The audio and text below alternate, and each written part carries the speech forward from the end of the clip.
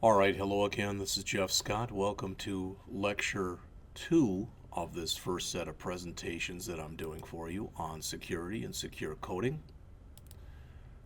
So, we're going to jump in and talk about the security development process. As you can see in here, many developers choose not to build secure systems, and I don't think it's ever really done on purpose. But it's because to many people, security comes in as an afterthought.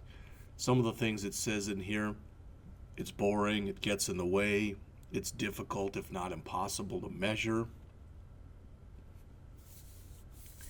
It's usually, it's not why programmers like to program. All right? As it says, it means not doing something new, whatever the new norm is, not doing something sexy. So how do you resolve this?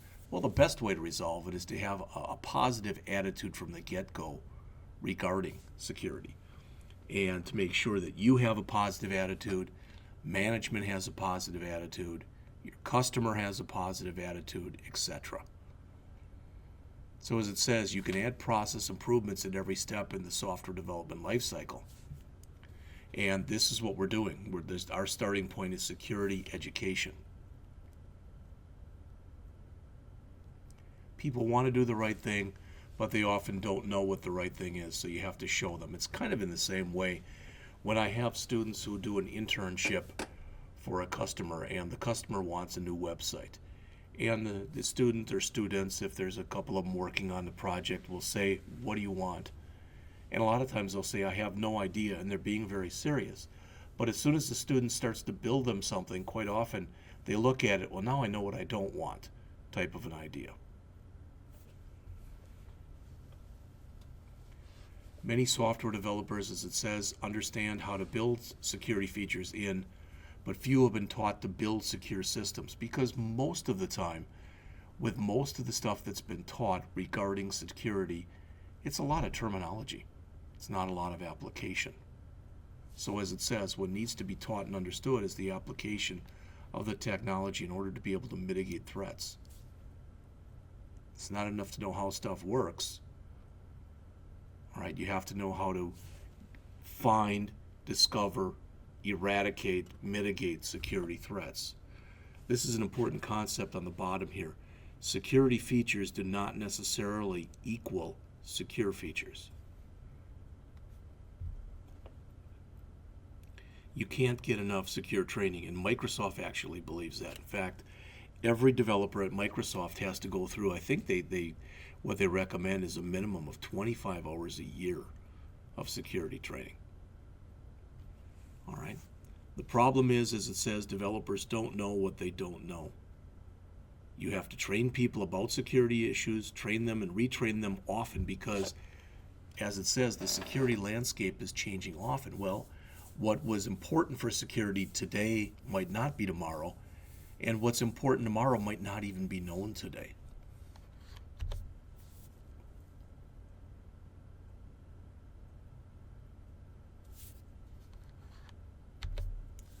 So as it says, Microsoft does this. They hold competition to see who can write the tightest, fastest, and smallest code. They also have ones where they literally put bugs into code, and they try to see how many bugs developers can come up with. I remember reading something out of the Secure Code book where the author said that they gave a thing out at a contest where they put 40 bugs in code. And the winner actually found 51, because they found some things that weren't so much bugs as they were things that would generate warnings that the authors hadn't really even thought about. All right. Training must be ongoing. I put this in here. I had a guy that I used to work with named Mark Warner. And one year was right around Thanksgiving time, so it was around this time of year. His son, who was in kindergarten, had traced his hand and made a turkey out of it, like little kids oftentimes do in kindergarten or first grade classes. And Mark had that hung there. The son didn't have his name on it. It was just that. All right. And people were walking by, and eventually somebody asked, and they said, "What is that?" And he said, "Oh, that's my Attaboy Award." And he was like, "What?" Well, that's my Attaboy Award. I got an award from management because I did such a good job last week. And people took him seriously. So people started to work a little harder because they wanted to get the Attaboy Award. So what Mark actually did was to make a copy of the turkey his son had made, and they literally put a little text on there. We're talking about back, in the mid 80s. So sometime around 30 years ago. All right, so we weren't nearly as sophisticated as we are right now, so it was kind of crudely made.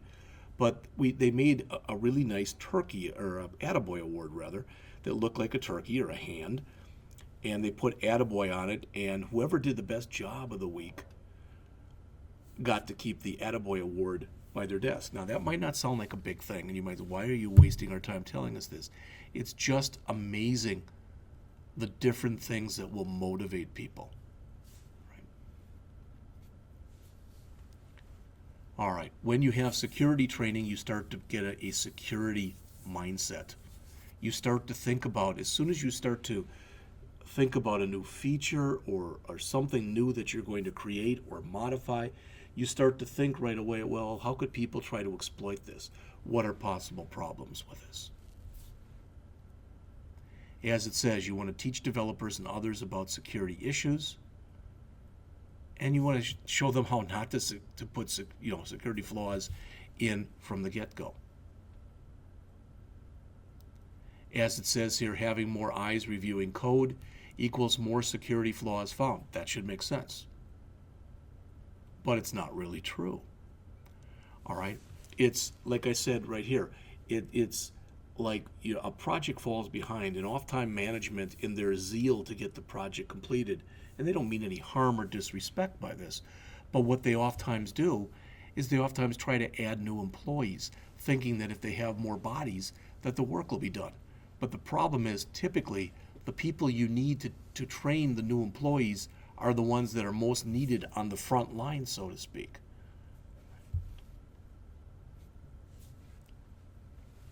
It's not the quantity, but the quality of the reviewers. So you can have few people review, but they have to know what they're talking about. As it says, they need to know and understand what security vulnerabilities look like. They need to have experience working with secure and insecure or non-secure systems. Notice when you raise security awareness, developers now know where to go if they need help. Developers need security training. It's typically not a skill that's taught a whole heck of a lot. I've got a class that I teach that's called Secure Coding, and we do talk about security in there. But even more than security, it's a class in the C programming language, and I show how C can be exploited to make it do things you really shouldn't allow it to do. You must build and bake security in from day one. I think we talked about this already. The earlier you find an error in the SDLC, the faster and cheaper it is to fix it. I mentioned when I was in the, teaching over at Data Dimensions that the last half a year that I was over at AT&T Bell Labs, this was towards the late 80s, I decided that I was going to change groups. Very political for it, but it's not worth going over. But the point is, I changed groups and I went into a software assurance group. And one of the things that we did was we charted to see when you found a bug in the process, how much it cost to fix it. And as you probably can guess, the cheapest bugs to fix were somewhere around $50 to $100 an hour, maybe an hour of a developer's time. You found a bug, boom, they fix it. But if you found it early in the process, that's about what it cost. They actually documented that the most expensive bug that they found was over $5 million. And the bug was in a switch statement. They never put a default case at the end that said break. And what happened was they talked to the developer. It wasn't me, but they talked to the developer who put the code in, and he said, that'll never happen. You'll never get into that situation. Well, they did, and it was the Friday before Mother's Day, right outside of New York City, and they didn't have phone service Friday, Saturday, Sunday, and Monday. So they anticipated that the cost of that was $5 million. So again, The sooner you find it, the cheaper it is to fix it, the faster you can fix it. You can teach developers about security features, but it's hard to have them teach or think with a security mindset. They're not security people by nature. Define the target audience and the security goals of the application.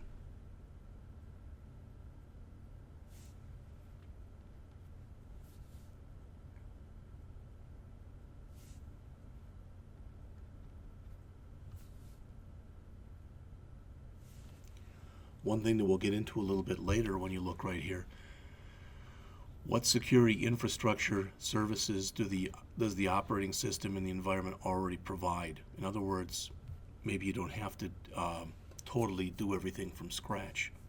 Requirements and controls should reflect the business value of the information assets involved. Security is a feature like any other feature. Design it into every aspect of the application. Why? Because adding security afterwards is expensive. I've already told you a couple things about this. It may change the way features have to be implemented, which can also be expensive. It can change the app's interface, which can be expensive. Notice, because security is a feature, it's involved in every aspect of the project. So if you bake it in, you're going to have to allot for it cost-wise from the start of the project. I like this quote. It was in one of the books. Software never dies, it just becomes insecure. As it says, software does not tire or wear down like a human being, but it can be rendered insecure and sometimes almost useless overnight as the industry learns new vulnerabilities. So have an end-of-life plan for old functionality. The bad thing is, and you all know this, that quite often when you're working with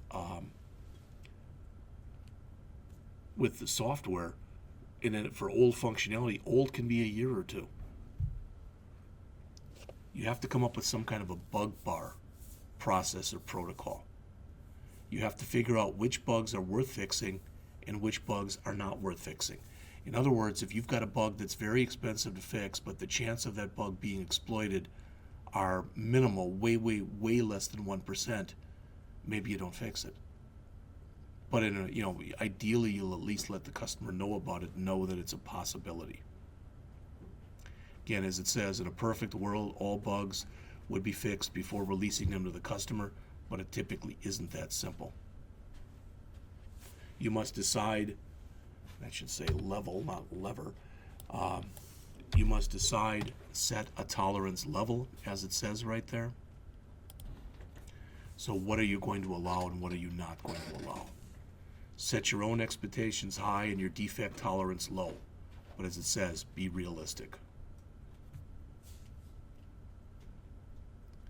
Have people outside of the development team who specialize in security review your plans. Make sure you didn't forget anything, or you're not trying to solve a problem in the wrong way, or you're not trying to solve the wrong problem. It's the old joke about a guy who walks into a doctor's office and his arm is hanging limp by his side, and the doctor looks at him and puts his arm in a sling, but later as the guy's leaving, he says, "But doc, what about my sore throat?" Well, if you don't know it's a problem, you won't be fixing it. So define a minimum set of coding guidelines for the development team. Remember, these are minimal guidelines. Review old defects. This is a big thing. You have to learn from past mistakes. As it says, remember the Einstein quote, insanity, doing the same thing over and over again and expecting different results. So have your security team do a lot of work here, as mentioned. And you will have this security push, as they talk about. This is the whole idea of building security in from the beginning. Testers have to also be involved. They must learn the same kind of security techniques that developers learn. Notice the role of security testing is to verify that design and code can withstand an attack. It will happen. But the idea is, can you mitigate it? Be hardcore about who can check in new code. It's being able to update code is a privilege and not a right.